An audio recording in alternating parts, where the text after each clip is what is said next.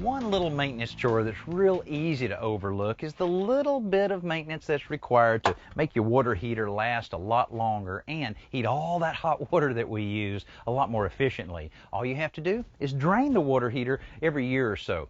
Now, we featured this idea on our show a couple years ago, and we were amazed at how many emails and letters we received, and kind of made us realize that a lot of homeowners are not aware of the little bit of work that it takes to drain your water heater. Here's what happens. All those gallons of water that runs through your tank, it'll have minerals and a little bit of sediment here and there, and that will settle down in the bottom of the tank, and it just makes it work a lot harder, which is the reason it costs you a lot more money to have all of that hot water. But all you have to do in order to drain your water heater is, if it's electric like this one, turn the power off that comes into the water heater. If it's gas, turn your gas off.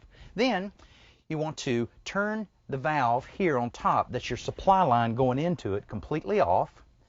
Then do like I've done here earlier and hook up a water hose right to the bottom valve. Now, you may have one that looks like this, or it may be one that looks like an outside faucet, but you hook this up, then you turn this on to start the draining process.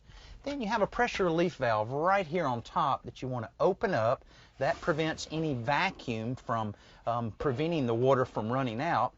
Then it'll take a little while. This is a 30-gallon water heater. It'll take a little while for all of it to drain out. And once it's completely drained out and the water stops coming out the other end, then turn this back on, and it'll really flush out the last little bit of sediment you may have in the bottom. Hey, this is real easy. Doesn't take very long, but it'll make your water heater last a lot longer.